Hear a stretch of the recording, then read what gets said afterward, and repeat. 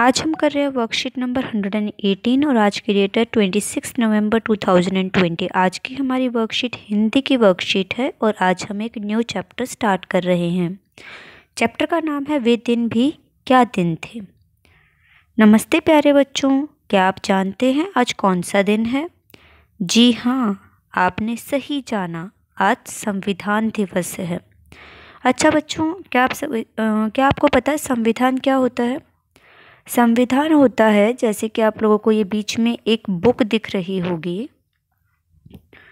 इस बुक का एक पेज ये हमारी सारी बुक्स के शुरुआत में होता है। आप लोगों ने देखा होगा, आप कोई भी बुक उठा लीजिए, उसकी शुरुआत में हमेशा एक प्रियम्बल होता है, यानी कि वो चीज़ें जो हमें हमेशा माननी चाहिए, जिसमें अगर आप ध्यान से देखेंगे, हम भारत के वासी हैं, हम मतलब जो सारी चीज़ें हमें एकता के साथ रहना चाहिए, हम दूसरे देशों से आज़ाद हैं, अपना खुद का देश है, ये सारी चीज़ें हमें उसमें बेसिकली देखने को मिलती हैं। ऐसी ही एक पूरी बुक बनाई गई थी रूल्स की, जिसमें सारी चीज़ें लिखी गई थी, और ये बुक बनी थी हमारी 26 नवंबर 1949 में बनी थी। तो हर साल हम इस दिन को संविधान दिवस के रूप में मनाते हैं और आज की तारीख भी 26 नवंबर 2020 है या फिर 26 नवंबर है। तो ये संविधान आप लोगों को समझ आया? संविधान होती है एक रूल्स की बुक जो जब देश आज़ाद हुआ था उस टाइम पर लिखी गई थी। उस रूल की बुक को आज तक हम लोग मानते हैं। अगर जैसे टाइम टू टाइम कुछ चेंजेस अगर करने होते तो हम उस बुक के अंदर जो पहले से नियम बने हुए हैं उसी में ऐड ऑन करते हैं, न्यू चीज़ें लिखते हैं, जोड़ते हैं उसके अंदर। उस बुक में कोई भी चेंज नहीं करते। जो पहले से चीज़ें लिखी गई है वो यों की यों रहती है, बस उसमें कुछ नई चीज़ें हम जोड़ देते हैं। तो ये जो बुक है ये हमारे देश का एक आधार माना जाता है कि सारे नियम, सारे रूल्स, सारे कानून, सब कुछ इन्हीं पर बेस्ड होता है। तो इसके बारे में थोड़ा सा हम लोग देख लेते हैं, उसके बाद हम लोग आज की वर्कशीट करेंगे। डॉक्टर भीमराव अंबेडकर को भारत के संविधान का जनक कहा जाता है, यानी कि जिस टाइम पर ये संविधान लिखा जा रहा था उस टाइम पर वहाँ के जो हेड थे वो थे डॉक्टर भीमराव अंबेडकर। सारी चीज़ें उन्हीं की देखरेख में हुई। 26 नवंबर का दिन भारत में संविधान दिवस के रूप में मनाया जाता है।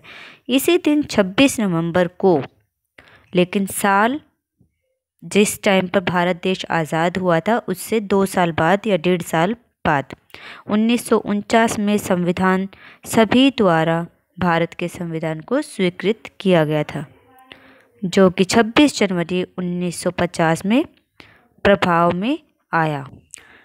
यानी कि हम लोगों को 26 नवंबर 1949 को सभी के द्वारा संविधान की स्वीकृति मिली थी, लेकिन उस चीज़ को इफ़ेक्ट में लाने के लिए 26 जनवरी को 1950 को प्रभाव में आया, यानी कि पूरे देश में लागू हो गया। सभी को यहाँ तक समझ आ गया संविधान क्या है? अब हम आगे चलते हैं। आइए बच्चों, अब हम अपने पाठ्य पुस्तक के पाठ वे दिन भी क्या दिन थे को पढ़ते हैं और काल के बारे में सीखते हैं। सबसे पहले हम चैप्टर पढ़ेंगे, उसके बाद हम लोग आगे की वर्कशीट करेंगे। तो सबसे पहले चैप्टर पढ़ते हैं, स्टार्ट करते हैं। वे दिन भी क्या दिन थे।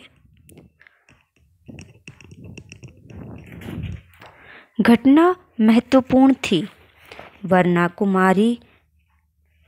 कुम्मी अपनी डायरी में उसे नहीं लिखती।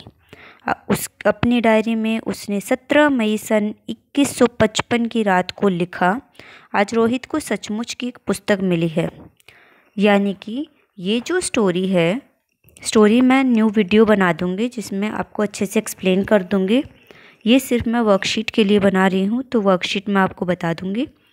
ये हमारा चैप्टर है वे दिन भी क्या दिन थे। और बेसिकली इस चैप्टर में हुआ क्या है एक लड़की होती है, अभी आप सभी को पता है 2020 चल रहा है, 2020 के बाद 2021, 22, 23 ऐसे करके जब 2155 आ जाएगा, 2155 ये साल आ जाएगा, उस टाइम पर, उस टाइम की स्टोरी है।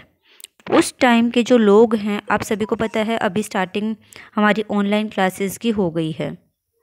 ऑनलाइन क्लासेस में हम लोग कंप्यूटर से, फ़ोन से, टीवी से इस तरीके से पढ़ रहे हैं।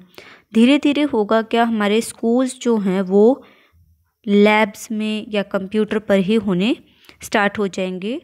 और जो एक प्रॉपर, जैसे अभी बिल्डिंग है, एक प्रॉपर हम स्कूल में जाते हैं, बुक्स से पढ़ते हैं, ब्लैक बोर्ड से पढ़ते हैं, ग्रीन बोर्ड से पढ़ते हैं, वाइट बोर्ड से पढ़ते हैं, या फिर हम लोग और प्लेग्राउंड में खेलते हैं सारे मिल कर के।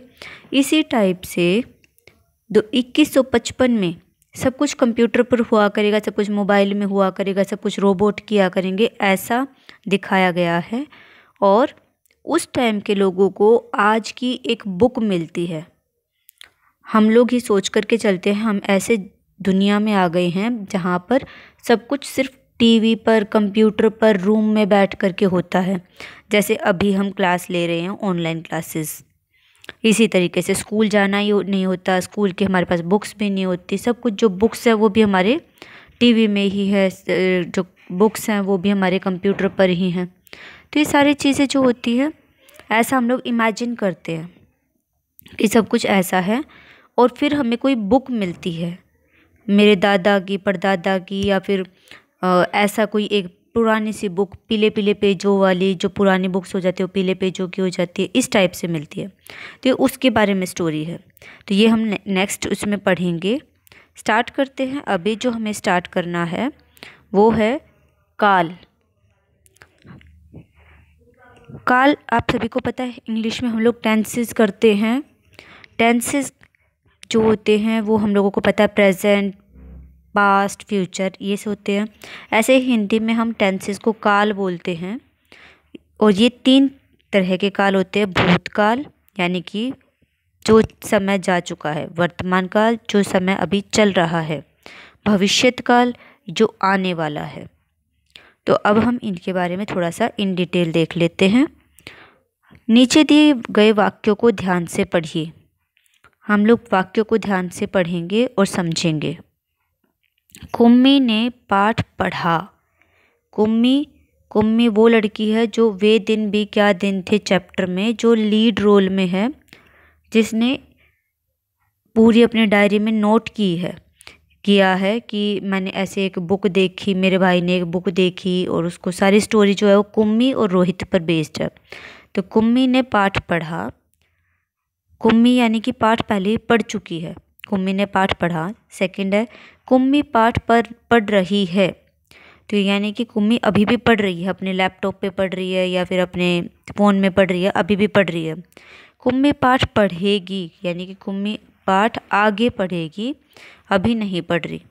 तीनों को ध्यान से पढ़ा हम लोगों ने। अब देखते हैं इन वाक्यों में पाठ पढ़ा पहले पढ़ चुकी, पाठ पढ़ रही है यानी कि अभी भी पढ़ रही है, चल रहा है काम। पाठ पढ़ेगी में क्रिया के होने के समय अर्थात काल का बोध हो रहा है। काल होता है समय, टेंस। तो समय का पता चला, एक में पहले हो चुका काम, एक में अभी चल रहा है और एक में आगे होगा। क्रिया के जिस रूप से कार्य के होने के समय का पता चले वह काल कहलाता है। यानी कि ऐसा वर्ड, ऐसा काम जिससे ये पता चलता है कि ये काम हो चुका है, कि होने वाला है या अभी चल रहा है, वो होता है हमारा काल। काल 3 टाइप के हैं, टेंसेस यानी कि 3 टाइप के हैं। भूतकाल पहले हो चुका, वर्तमान काल अभी भी चल रहा है, भविष्यत काल होने वाला है। रमा ने झूला झूला, पहले झूल चुकी वो। अमन ने अखबार पढ़ा, पढ़ चुका है वो। रमा झूला झूलेगी, आगे झूलेगी, अभी नहीं झूल रही। अमन अखबार पढ़ेगा, आगे पढ़ेगा, अभी नहीं पढ़ रहा। रमा झूला झूल रही है, रमा अभी भी झूल रही है। अमन अखबार पढ़ रहा है यानी कि अभी भी पढ़ रहा है। यहाँ तक समझ आ गया। अब हम चलते हैं आगे। अब हम फिल करेंगे कि हमें क्या समझ आया। मोनिका ने काल के का भेद लिखते हुए कुछ गलतियां कर दी हैं। क्या आप उन गलतियों को ठीक करने में मोनिका की मदद करेंगे? आप लोग बताएंगे और हम लिखते जाएंगे। चूहा रोटी खा रहा है, यानी कि वो अभी भी खा रहा है, लेकिन मोनिका ने उत्तर दिया भूतकाल, यानी कि पहले खा चुका, तो उसको हमने सही करके लिखा वर्तमान काल। रमेश टीवी देखेगा, देखेगा यानी कि आने वाला कल, लेकिन उसने तो वर्तमान काल लिख दिया, यानी कि अभी भी कर रहा है, वो अभी भी टीवी देख रहा है, लेकिन तो ये गलत हो गया। हम लोग लिखेंगे भविष्यत काल। भविष्यत